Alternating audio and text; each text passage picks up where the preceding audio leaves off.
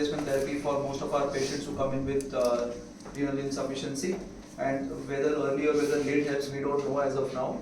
But as far as possible, there are only two real indications per se that we don't have to think about. One is hyperkalemia, and there is fluid overload where you can do slow continuous ultrafiltration, right? Whereas the rest of the cases that we have, we are actually doing it based on what our clinical acumen is all about. So CVVH, as we said, continuous renal replacement therapy involves a filter, involves a blood pump, involves a dialysis pump, and involves a filtrate pump. In the order that if you have CVVH, we have a filtration pump. If we have a dialysis, we have a dialysate pump, and otherwise the blood pump remains regular.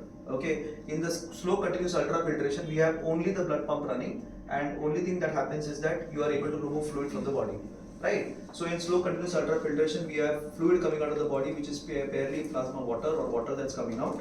Whereas when you say CVVH, we have hemofiltration, where the entire thing is about convection, where we are actually removing out middle molecules and large molecules from, as far as possible, small and middle molecules coming out in convection.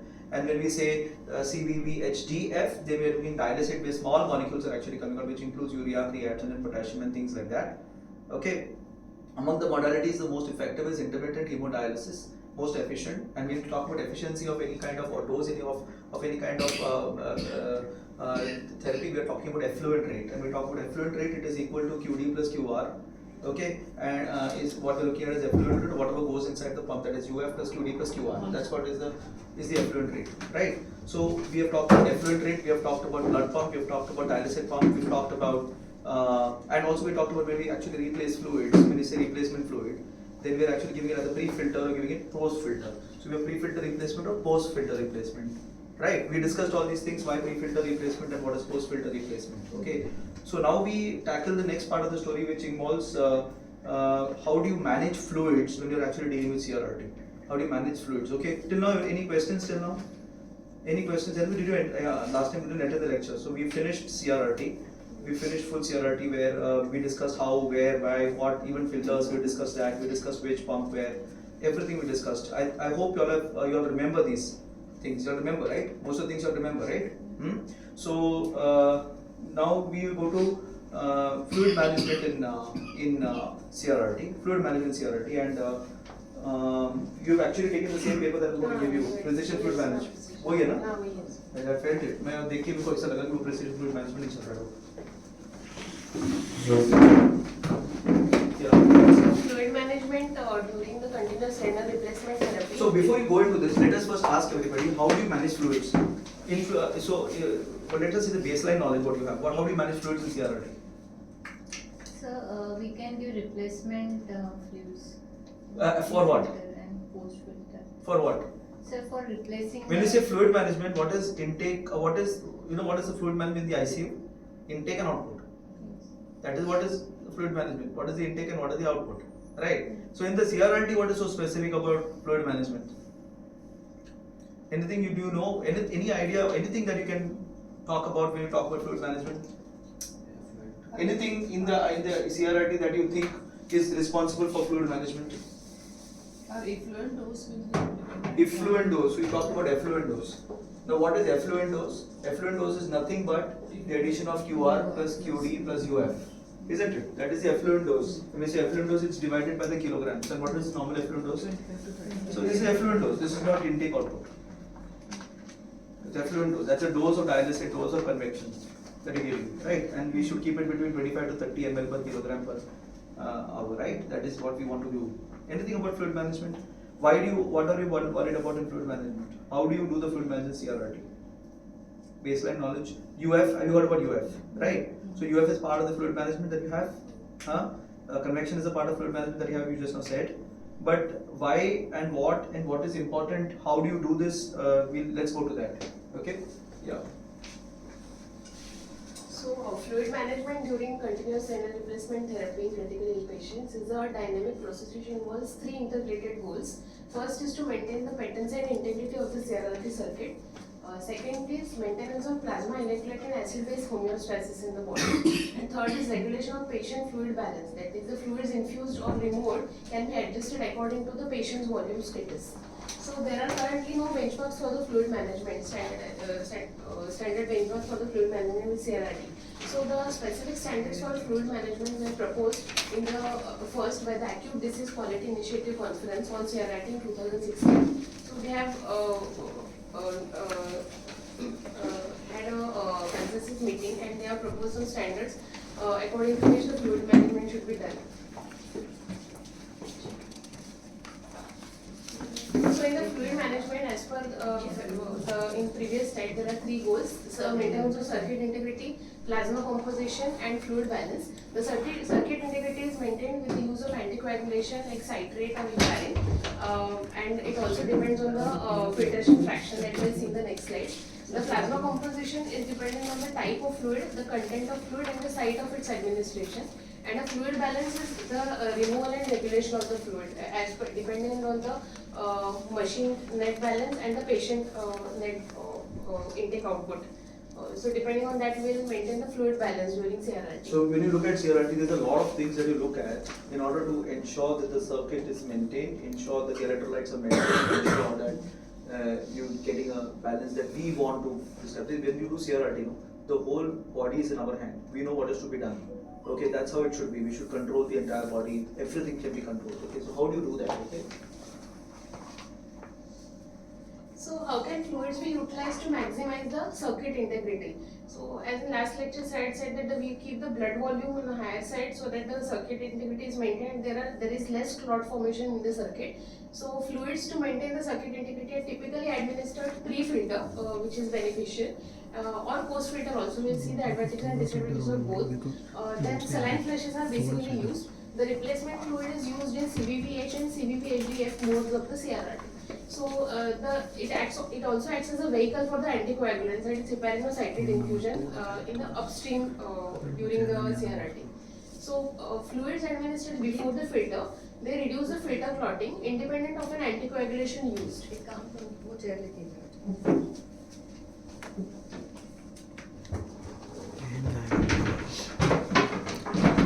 So we did talk about. The plasma flow rate is blood flow into 1 minus hematocrit. So if we increase the ultrafiltration rate, the filtration fraction will increase, or if we increase the hematocrit rate and decrease the plasma flow rate, the filtration fraction will increase. Our goal is to maintain the filtration fraction less than 20%, that is 0.25 or 0.2, to reduce the clotting or for the maintenance of the circuit integrity. So if the ultrafiltration rate increased or plasma flow rate decreased or hematocrit increased, then the filtration fraction will also increase. So that we don't want. So we have to maintain the filtration fraction below 0.25, and filtration fraction above 0.25 is associated with poor filter performance and clotting due to hemoconcentration related side effects. So any queries on this now? Because we should not go ahead unless you understand CRRT. Any queries? So I will try to make this a little bit more clear. Okay. So when we have pre-filter, what does that mean? What is our filter coming in? She know the pen. ये pen तो old pen थी, मेरे उधर pen again. So we did talk about the fact that you have last time we did draw the filter. So let's draw it. Okay, this is your filter. We need a circuit to come in. So let us put this as the UF, and let us put this blood coming in from somewhere. Let blood coming from here. Let blood coming from here. This is called as QB. And then blood going on from here called as QB. Then you are talking of CVVHDF. So dialysate coming in opposite counter current. This is called as QD. And going on from this is called as QD dash, right? So this is our basic filter, right? Now what are we actually ensuring that we have a UF that comes out, and the UF is along with the presence of a effluent that is coming out. So the effluent and UF comes out together, forms into an effluent bag. This is how our circuit is, right? So when we say pre-filter, where are we attaching our pre-filter? Where are we attaching our filter? Right. So we are attaching it here. So we are attaching our replacement right here, which is then coming out from here, isn't it? Huh? So we are applying, what is this called as? QR, very good. It's called as QR. Okay, so you have QR coming from here, it's going in pre-filter, and then the rest effluent is coming from here. Now the issue is when you keep the replacement going from here, what is happening over here? It is diluting the blood over here. Since it's diluting the blood, we know that clot formation will actually come down because you are diluting the blood here. Not only that, most often what we have seen, if there is a clot somewhere, we flush, no? So this is almost like flushing, no? It's almost like flushing, because if you're putting it 1000 ml per hour, you're actually flushing the circuit here. You understand, no? So that's why the replacement fluid pre-filter does this advantage. However, what is the disadvantage? The disadvantage is the osmotic difference that you have between replacement fluid and what is going to come out becomes very different now, right? Between the, as I told you, diffusion is across a membrane, right? It's across a membrane. Now I have put potassium like this, and I have put countercurrent dialysate from here coming in, so it will move in mass very quickly. Now I have not only put blood over here, I have also put my replacement fluid over here. So what happens to the potassium? It will dilutes. So the diffusion becomes reducing. So the efficiency of the filter will actually drop because of the presence of pre-filter fluid. So the efficiency will drop, no doubt, but it will on overall maintain the filter much more. So the difference between pre-filter and post-filter is more than 4. In studies have said, if you keep it post-filter, 16.7 hours the filter may last average. Whereas when you keep it pre-filter, 45.7 approximately. How much is it? In the 45. So 45 hours. That is what the one study says, but we know it is much more than that. So if you keep it post-filter, you see that this is coming down. You understand, no? The amount of hours that you can use the filter actually comes down, and the entire thing is to use the filter as much as possible. Because we don't want downtimes in CRRT. Because how much time does it take for CRRT to become effective? 16. How much time? 24 hours. Okay, it will take you 24 hours for the CRRT to get effective. So if you have a downtime, say at 16 hours you have a downtime, that means the filter is clotted. That's a downtime. You cannot use CRRT anymore. So you'll have to change the filter, which will take 15-30 minutes, at least 1 hour. So your CRRT efficiency as well as your time of CRRT will actually come down. Are you understanding? So you can't have CRRT running with downtimes that are so frequent. You understand? So that's why the post filter seems to be a problematic situation. However, what is the difference when you're giving pre-filter? What is also happening when you're doing pre-filter is the fact that you will now, if the pre-filter fluid is actually containing something like bicarbonate or have a different composition, that will make a big difference otherwise. For example, if I'm going to give citrate, for my anticoagulation, she'll come to citrate. When she comes for anticoagulation, so you say put the anticoagulation here because you want to actually prevent this filter from getting clotted. Now the anticoagulation may be either heparin or it may be citrate. It may be heparin or it may be citrate. Now say you give citrate, and now your replacement fluid has got calcium. So what will happen if I give pre-filter? The citrate will get destabilized, right? It will stop working. CICA will become calcium citrate. It will get off the citrate. Since it will get off the citrate, my entire problem of actually getting the filter anticoagulant will not take place. Are you understanding? So in the event that I want to give pre-filter fluid, I must ensure that if I am on citrate anticoagulation, that I am not giving calcium containing fluids. You are understanding? Other way around, there are improvements when you are doing post filter also. For example, if I want to maintain the patient's sodium at say 145, 155, patient sodium, I want to keep the patient sodium at 145, 155. If I put it pre-filter, it will actually remove the sodium as much as possible. You understand? It will get it to the filter level, it will get it to the dialysate level, isn't it? You are understanding? So the dialysate is showing very close to plasma, which we said dialysate fluids are closer to plasma, 135, 145. It will get to 135, 145. And in the patients of neuro, what do we require? 145, 155. So what you should probably do for in that case, you have to put this replacement fluid right here. And this replacement fluid I can customize by giving increased sodium. So that at the end of the day, the patient's body has more sodium, but when it comes here, it is changing. You're understanding? So there are benefits. So understood or not?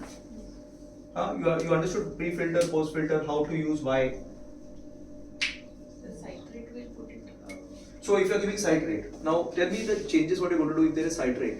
just calcium chelate. So it's going to chelate the calcium. It's going to chelate the calcium. So what are you going to do? Where is the replacement fluid going to be? Or what are your alterations that will do with the replacement fluid? So if you're giving citrate anticoagulation, regional citrate anticoagulation on the filter, what are you going to do? Infuse the pre-filter calcium and check What are you going to do? No. Post So filter fluid we can put calcium. yeah, so post filter you have to put calcium, because if you put it pre-filter, what is going to happen? So the effect of your anticoagulation is not going to take place. The effect of why you want to anticoagulate a filter is not going to take place. Are you understanding? समझ में आ रहा है, Ashok? Are you understanding this? Understanding. So you can't. So you understood what I'm saying? So post-filter calcium will have to infuse in case of citrate anticoagulation. You are completely wrong as to what you're not understanding. If I'm going to give pre-filter fluid, understand this concept. You have a patient on citrate anticoagulation. If I give pre-filter fluid, which contains calcium, it will not work well. Yes. It will not work well. Why? Because citrate. Yes, that is what I'm asking. Okay. So you cannot use pre-filter fluids that contain calcium, because it will not allow the anticoagulant effect of the citrate. Reverses. Similarly, what if my patient is on citrate anticoagulant? What is the other problem? What has happened to the citrate when it gets into the body? Citrate toxicity. Citrate goes, where does it go? It goes into the liver. In the liver, it gets converted from citrate to bicarbonate. So if I want to use citrate excessively, I'm going to have bicarbonates, I'm going to have metabolic alkalosis.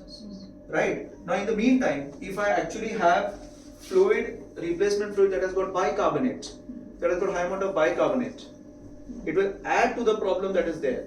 So in our system, when we use multipic has got bicarbonate. So at the time you're using citrate, there can be situation where multipic will cause bicarbonate increase, which will cause its other problems, which includes hypocalcemia and there is hypokalemia and things like that. Are you understanding? So there is problems, you must be able to understand that. Then this saline flushes. So sometimes what does happen is your TMP, or the membrane pressure goes up, the amount of inside your pressure, the pressure goes up and clots are forming. At that stage, we actually tell the nurse that you give 100 cc of flush. So what does the nurse do at this case? At this case, the nurse actually, right over here in the blood circuit, there's a small attachment. You see that there's a small attachment where they attach the bag. So they give 100 cc of flush from there. They give you 100 cc of flush. Now this 100 cc is important for you, because in fluid management you have to count it.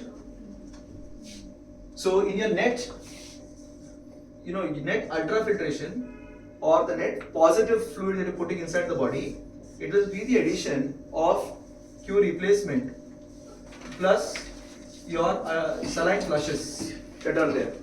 You understand? Your saline flushes will also come in over there. So you have to, if you say 100 ml 2 hourly, the nurse monitors at 100 ml that she's giving, and she'll tell you, okay, this is what you're at. So because if you say 2 hourly 100 ml, you're looking at 1200 ml.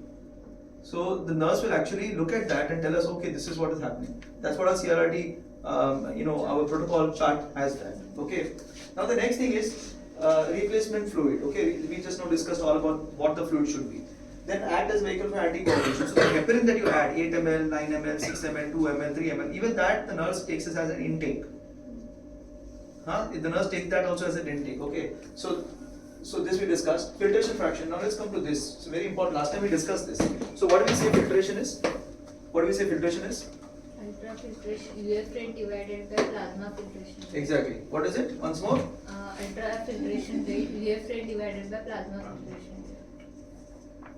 Divided by Plasma filtration rate. that is Filtration QB minus hematocrit. 1 Correct. minus hematocrit. correct. So whenever you are filtering something, why have we removed the urea? Because it cancels up and down. No? When you are saying something is getting filtered, means there is urea in your body, your urea is getting filtered. Okay, but in the filter, as CRRT progresses in 24 hours, what happens? Your urea that is there in your body is equivalent to the urea in your effluent. In 24 hours, what is happening? the urea in your body is equivalent to the urea in the effluent. That is why if I am filtering the urea, then I have to multiply this by urea, UF rate into urea. But this urea gets cancelled, and that's why the formula becomes UF rate. What does the formula become? Filtration fraction is equal to QUF. That's a total. When I say total UF, means it is not the UF that you're writing over there. It means the effluent in the bag. Okay, filter. Okay, upon QB 1 minus hematocrit, which is basically the plasma. And she said that it needs to mention kept that less than 0.25. Now, how do you calculate this? This is calculated in ml per minute. ml per minute. This is the unit. So let us see what UF. Let me put a fictitious UF to see understand कि क्या हो रहा है हमारा. Okay. So let us see 1000 ml. Okay, 1000 ml per hour of UF. Now here the UF is purely the UF. Here the UF is purely the UF. Whatever UF you are giving. You are understanding? So if your UF on the machine is 100 or 120 or 300, that is the UF. That is the UF. It's not the effluent rate. When I say effluent rate, what is it? QUF, QD plus QR. Okay, when I say QUF on the filtration, it is basically your UF. Okay, basically the water that are coming off from the filter. So let me see QUF here. Let us take an example. So you have kept the UF at 1000 ml per hour. Oh, how much do we keep? 100 ml? So let's keep 100 ml. 100 ml per hour. Let's make it 100 ml per hour. That is what we are keeping, right? So let us calculate. 100 ml per hour, let us calculate. 100 ml per hour is how much ml per minute? 100 ml per 60 minutes. 1 minute is how much? So, who will calculate out please? 2 3s are 6, 2 5s are 10. It's how much? 1 point something, no? 1.6. So I'll put this as my open fraction 1.6. Now let's calculate our blood. How much was the blood pump flow usually? 150. So 150 is a blood pump flow. 1 minus, let's take a hematocrit of say 25. Hematocrit of 25. Right? This is percentage, right? So this is 1.6 divided by 150 into 75 divided by 100, right? It's percentage. It's percentage. कितना हो गया ये? Calculate this 150 to 75. 150 to 75 कितना है? It should be 112.5. 112.5 होना चाहिए. 112.9. So it's 1.6 divided by 112.5. Is it definitely less than 0.25? Yes. Definite, no? This fraction is definitely less than. It's definitely less than 0.25, right? Because the question that comes to you is, when am I creating a problem? When am I going to create a problem with filtration fraction? So in our usual circumstances, are we creating a problem? Not at all. Are you understanding? In usual circumstances, are we creating a problem here? No, because the filtration fraction is much less than 0.25. It is 0.012 or something like that. So in normal circumstances, filtration fraction is never a problem. But say you have a patient who's in fluid overload, like we had the other day.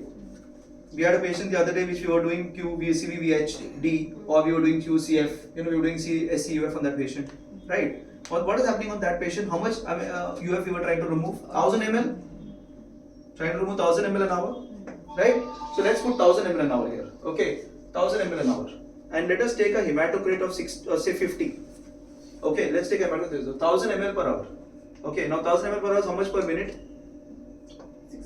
16 ml per minute. So you have 16 ml per minute divided by 1 minus hematocrit. Let's take the hematocrit as 1 blood pump as 250 is what we were trying to do. Higher pump rate we are trying to keep. Okay, 250 1 minus 50. So 60 divided by 250 into 50 divided by 100. Okay, this is 16 divided by 125. How much is this? It's more than 125. More than?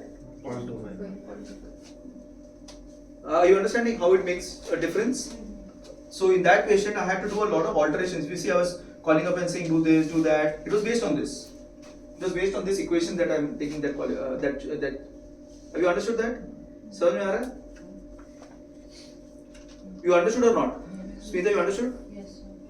मेरे का समझा क्या? Huh? So in the event that your hematocrit goes up, okay, or in the event that your blood pump flow comes down, say sometimes what happens is you are on CRRT, okay, your blood flow, your BP starts reducing, and then you reduce your blood pump speed.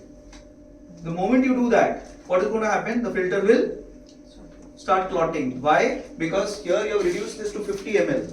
Once you reduce this to 50 ml, the equation actually increases, especially when your UF rate that is very, very high. So on an average, if you calculate for a 25 to 30 hematocrit, for a 25 to 30 hematocrit, a 600 to 500 ml per hour also will not cause a problem. So you understand what I'm saying? So if I put the same equation to a 500 ml of UF per hour, so 500 ml per hour, okay. So I'm making you understand what could be your limits. What could be your limits on an average? Okay. So let's take the average of 500 ml per hour of UF that I've done, and I'm putting a blood pump speed of 150. Okay, 150 with a hematocrit of say 30. Okay, 30. So how much? Let's take it as 25 only because we know the equation 1125. 11.2.5 say 25. And you now 500 ml in 60 minutes. So 1 minute is how much? 500 divided by 60. 8.3. 8.3. So 8.3 divided by 112.5. करो जरा. 8.3 divided by 112.5.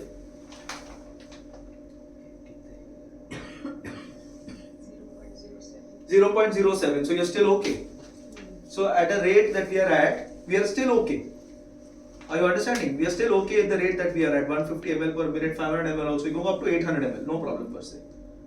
Oh, you understand? Up to 800 ml also, there will be no problem on the UF. So you have patients like last patient that we wanted to remove 1 liter an hour and all.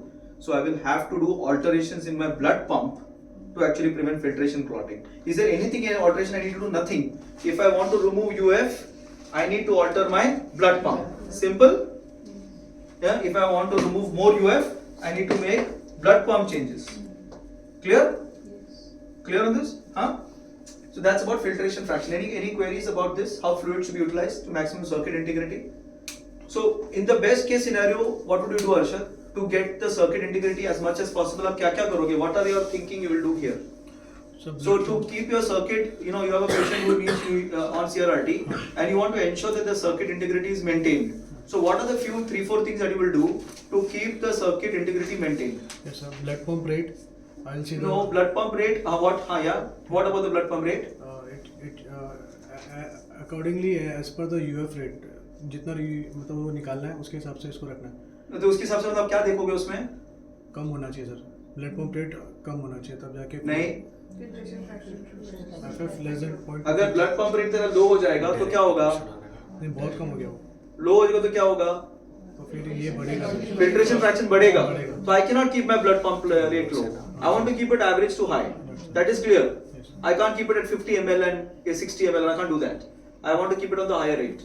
Okay, so we are presently on a machine there which we are at 250 rate as of now. अभी तो चल रही है. ठीक है? We want to keep it on the higher side. You understand? Then what else you want to do? That is one blood pump. Then UF on lower side. you want to keep the UF, but that is treatment dependent. No, Treatment dependent. that is treatment dependent. Today you are going to look at the fluid balance and then decide how much UF you want, isn't it? QB. So, but you will not want to keep it very high. So if you keep it very high, there is a very high chance that the filtration fraction will increase. 0.2. Anything else?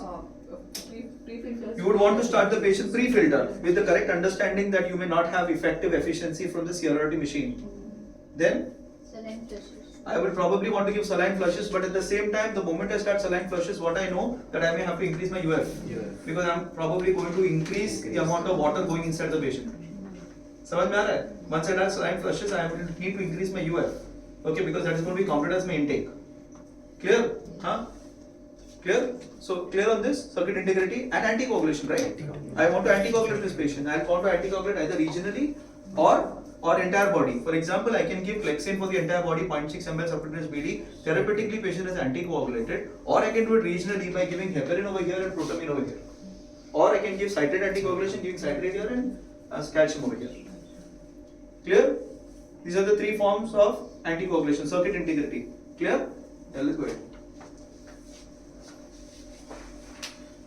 So this is what sir has told that FF is always lower with lower hematocrits and higher blood flow rates. So what's that hematocrit is 25, ultrafiltrate is 1000 and the plasma flow is 112.5.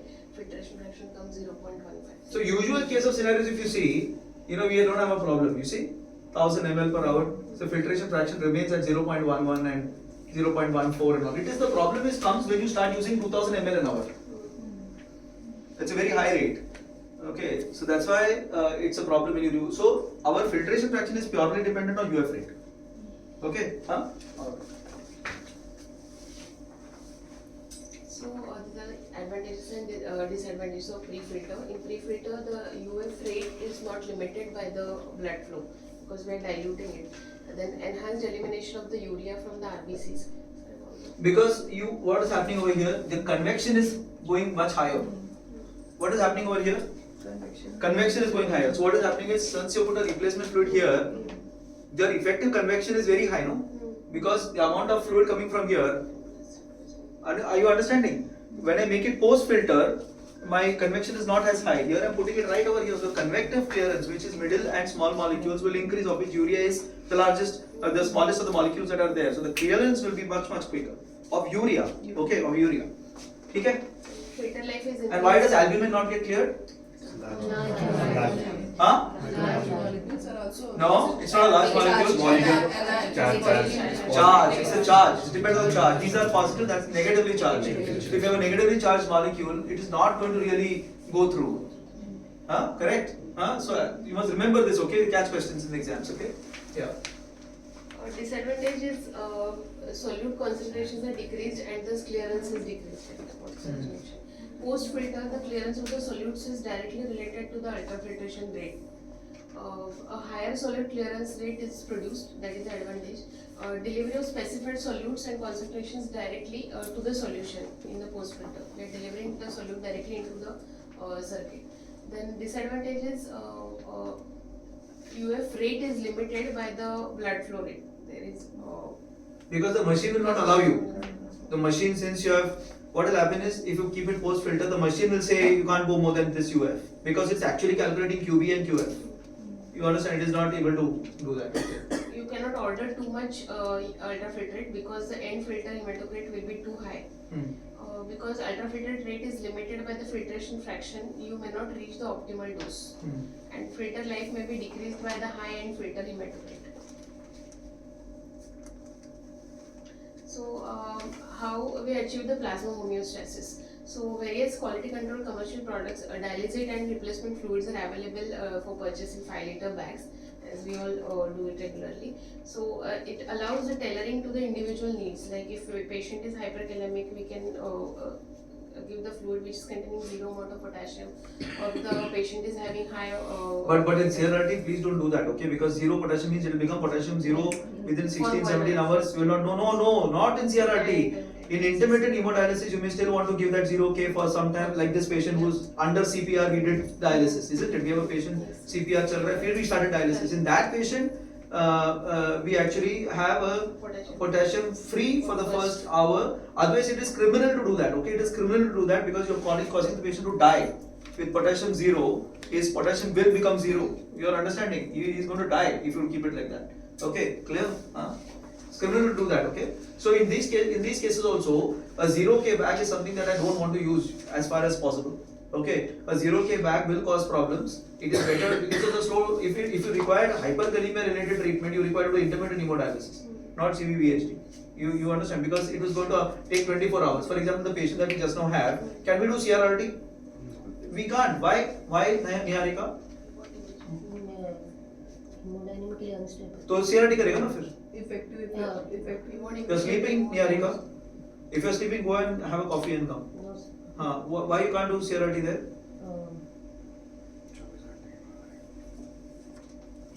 Potassium clearance will be in the 24 hours. It will take 24 hours. 24 hours. It will take 24 hours for the efficiency to come in. What we require here in this patient? Early removal of potassium. Why? Because he's arresting. He's continuously arresting, isn't it? समझ में आ रहा है? Yeah. CRRT ongoing with dialysate with no calcium will maximize the effect of citrate, as the citrate effect is not reversible because of calcium. Bicarbonate or phosphate may be needed to be added to the dialysate or replacement fluids to correct the metabolic acidosis or hypophosphatemia. Then CRRT in CVVH or CVVHDF mode may require some proportion of ultrafiltrate to be replaced by fluids to avoid the volume depletion or hemoconcentration. To avoid the hemodynamic instability, we replace the portion of the ultrafiltrate with the fluids during CRRT. So this is only post filter, you understand? See, this thing works post filter. So what happens is you have removed say 1000 ml an hour. Now it is but obvious that if you take 1000 ml per hour, what is going to happen? What is going to happen? Say today I have a patient on intermittent hemodialysis or CRRT, and I put the patient on 1000 ml per hour. What is going to happen? Hypotension. Huh? Hypertension. Hypotension. No. Why does it call hypotension? 1000 ml per hour. Plasma volume will significantly reduce. Huh? Intravascular. Intravascular depletion. Then how do you maintain? How does it normally maintain? Say for example, I run a marathon. Yesterday I ran 21 kilometers. I lost 3 kilos. They will come. Yes, you're right. Huh? You have interstitial fluid that's coming through. What is the rate of interstitial fluid coming through? The rate of interstitial fluid coming through is 13 ml a kilogram an hour at max. 13 ml a kilogram per hour. Okay, so on an average, if I have 13 ml a kilogram per hour, okay, and I am 50 kilos in size, okay, or say 60 kilos, so 30 into 60, how much is that? 78. So 800 ml per hour tak, I may not have problem.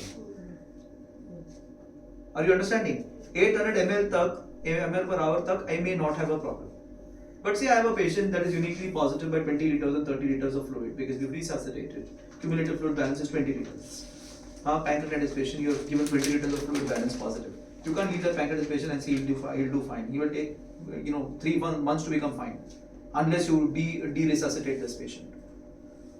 Are you understanding? So if you give 20 liters of fluid to a pancreatitis patient, cumulatively positive balanced, I will get a great thing by taking him out of the ICU, but he's going to suffer for the next 3 months, 4 months with all that fluid in his body. So what do we do in these cases? We actually want to de-resuscitate. So when we are de-resuscitating these patients, we require to give large amount, 1000 ml an hour and 800 ml per hour. You understand? So in these cases, if you take 1000 ml per hour out, 1000 ml per hour out that is coming out, it is definitely more than 750. Okay, so what can occur in this case? Hypotension. So at that case, I can actually add my replacement fluid right here. Post pump, post filter. That is the point that they are trying to say over here. Are you understanding? You understand? You should have attended the earlier lecture. Read it see it on YouTube because you probably are completely confused. Okay? So during citrate anticoagulation, sodium citrate is infused into the arterial ring of the circuit, chelating the calcium and thereby inhibiting the clot formation. Intravenous calcium must therefore be infused systemically to maintain the normal ionized calcium post-filter.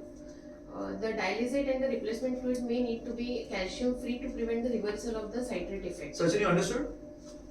This is what we usually do with citrate. What do we do? Yeah. क्या करते हैं हम लोग?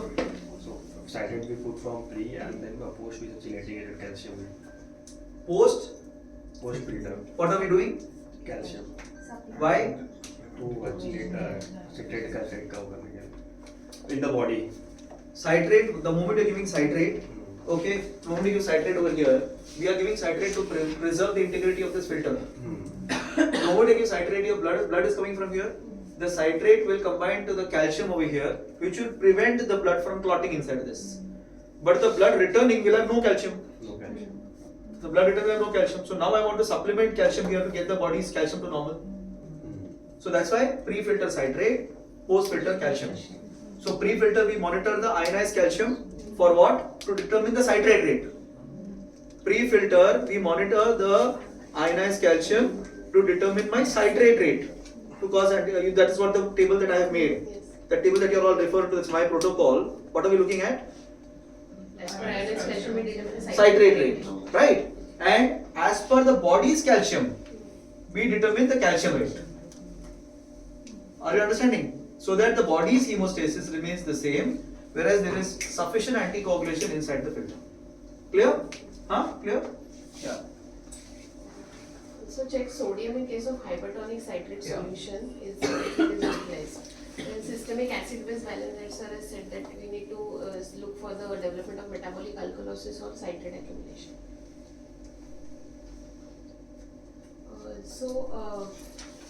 Fluid balance and regulation. Balance. So there is a difference between both fluid balance and regulation. Fluid balance is positive air. What up, Nikhil? Sorry, sir. Late you? I already. So fluid balance, you get a chair from somewhere. So fluid balance and regulation. Fluid balance is what? How much intakes and how much outputs. How much is your negative? How much your positive? What is your fluid balance? Whereas what is fluid regulation is what we are doing now. कि हम sodium कैसे maintain करें, potassium कैसे maintain करें, calcium कैसे maintain करें, that regulation. समझ आ रहा है? Fluid regulation. So understand these two terms, fluid balance and fluid regulation. ठीक है? Yeah. So here patient fluid balance depends on the difference between all intakes and outputs. Like whatever the RT fields, IV fluids, output is drain, urine output, whatever, including CRRT for any given period of time. Then the balance of anticoagulation, ultrafiltrate and replacement fluid rates determine the CRRT machine balance. So the machine balance, CRRT machine balance is determined by the anticoagulation, that 2 to 3 ml per hour. Then ultrafiltrate rate and the replacement fluid what we are replacing, that determines the machine balance. And the patient fluid balance is the difference between all the intakes and the outputs. So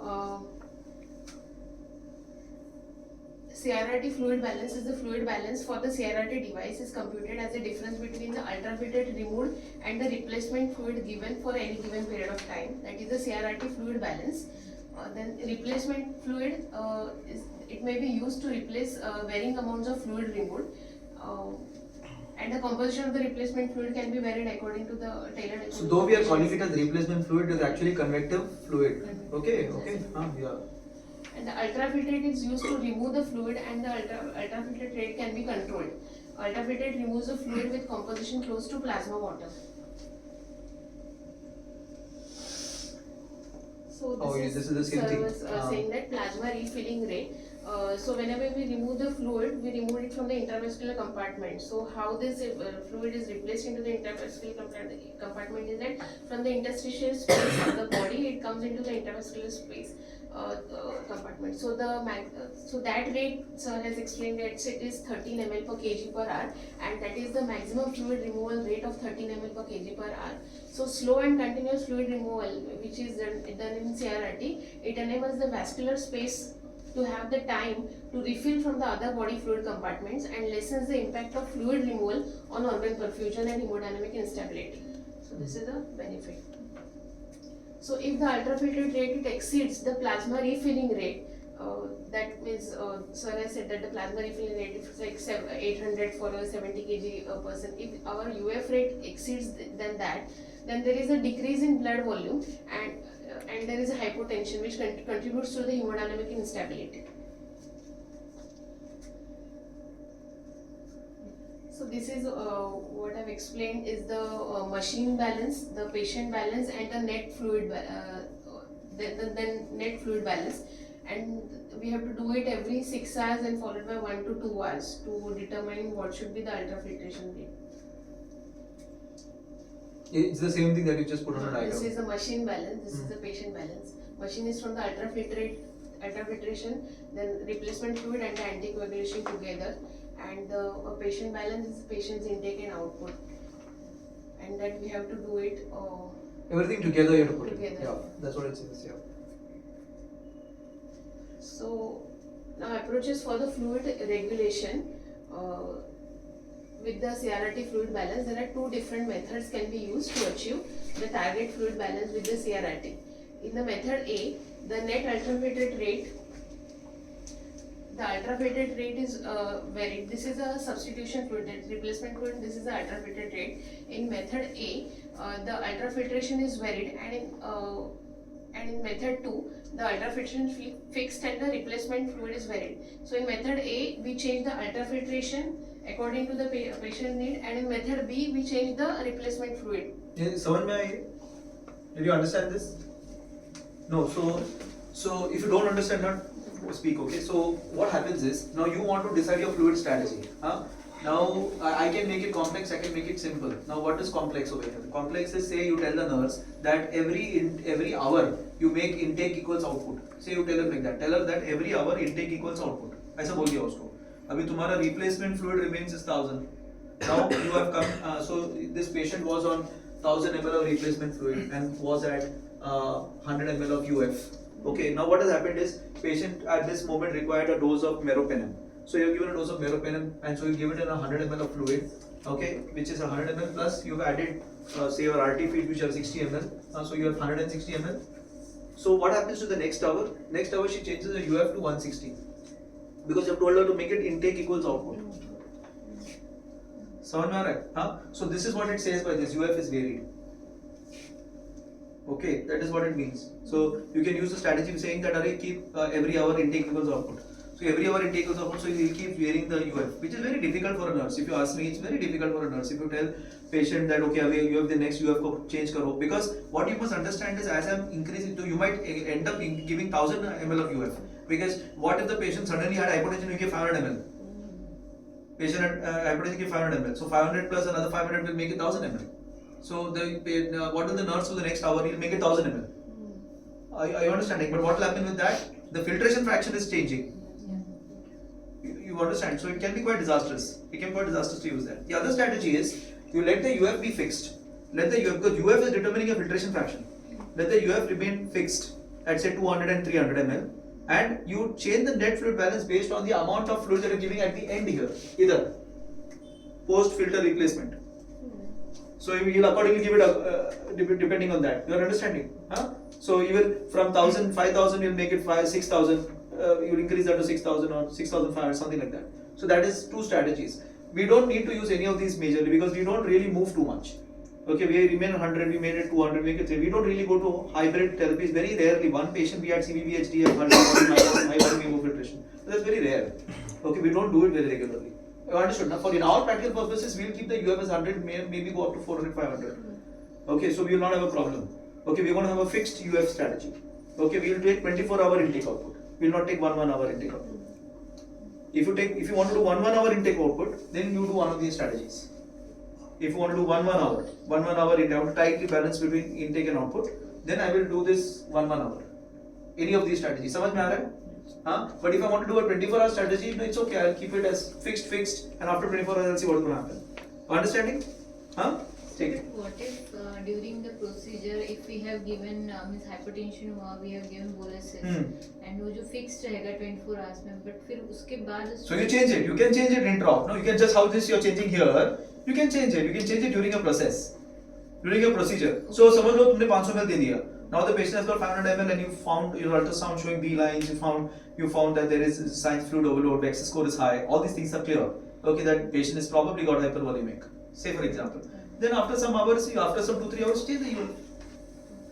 You can change the UF. It's not ऐसा कि हम 24 hours ही करेंगे. I'm just saying you can take whatever strategy you want to do. You can change it middle में also. You can change it by every hour also. It depends on what you're going to tell the nurse. CRRT is driven by the nurse. CRRT is usually driven by the nurse. It's not driven by you, isn't it? You are only coming and giving orders. But bedside is done by CRRT nurse. So tomorrow, if you want to tell the nurse that make it intake equals output, it becomes difficult for her like this. Are you understanding? Practically difficult. Initially, when we started CRRT 5, 7, 8 years back, we actually did this: intake equals output. Okay, and so it was very difficult for the nurse to keep altering things like that. So then we moved towards, because it's much more comfortable to have a tight strategy, no? जितना tight होगा उतना अच्छा लगता है. 500 ml दे दिया, 500 ml निकाल दिया, 400 ml दे दिया, 400 ml निकाल दिया. It becomes perfect. Strategy becomes very good rather than waiting for 24 hours. You understand? Because it's easier to manage, no? तुम UF 500 ml निकाल के बजाय 150 ml निकालना easy पड़ता है ना? Are you understanding? Difficult in hemodynamic. Unstable. So अभी hemodynamic unstable रहेगा तो मेरे को hourly I want to keep intake equals output. ना कि मैं 24 hours का मेरे को 3 लीटर पॉजिटिव अगर हो गया अभी 3 लीटर निकालो. अभी 3 लीटर निकालना डिफिकल्ट हो जाएगा. नेट 3 लीटर निकालना डिफिकल्ट पड़ जाएगा. You understand? Clear? Second part What?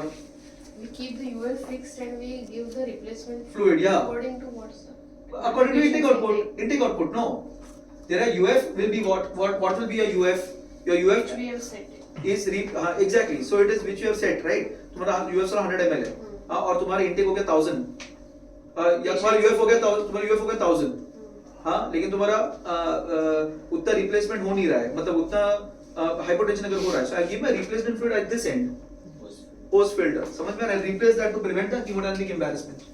When I give it post filter, it is going inside the body. It is not going in the filter. But that same fluid comes back to become convection. That same fluid that you're giving inside the body will come back and become convection. समझ में आ रहा है? So stepwise fluid management prescription in CRRT. Determine the effluent rate needed to meet the clearance goals recommended starting at 30 ml per kg per hour. We've discussed. Then determine the fluid balance needs for the patient and fluid balance needs of the patient, and determine the machine balance and patient balance, that is I balance, by incorporating machine and patient fluid balance to determine the net goals. Then determine the composition of the replacement and or dialysate solution to meet the goals of maintaining electrolyte and acid-base homeostasis, and the timing for achievement of goal and monitoring parameters. Yeah. So you understood this? So what she's taken is from a paper called Precision Fluid Management. I think that's probably the best paper in CRRT with respect to fluid management. Of course, there is a lot more we can talk about what to do with hypernatremia, what to do with hyponatremia, what to do with hypercalcemia. But let's not go into that. That is a little bit complex. Okay, like if I have a patient on with a brain bleed and I want to do CRRT on that patient, I want to keep the sodium at 155. What do I do? How do I use hypotensive saline? What is the dose of hypotensive saline I need to give? Okay, there's a calculation for that. Okay, but let's not get into all that specifics. Basic is what you require. When you do your IFCCM, you need that specific. When you do your IFCCM, you need that specific. If by any chance patient has got a brain bleed and your sodium is you have to keep 155, how much 3% saline you give? It's not easy, right? Because whatever sodium you're going to give is going to get out of the body by convection, not by convection or diffusion. So that is a calculation that is very different. That will come in your IFCCM exam. This is on IDCCM. What we discuss is on IDCCM. Okay? Anything further? So, Niharika, come start yours. What is yours? Intradialytic. So Niharika she did a study on dialysis, and we actually did that, na, EV 1000, and we figured out what happened with the drop in blood pressure. Have you incorporated that in your slide? No. Okay. Huh? But you did that, na? You did monitor it, right? So we had one paper on this, intradialytic hypertension, and I think she should have incorporated that over here.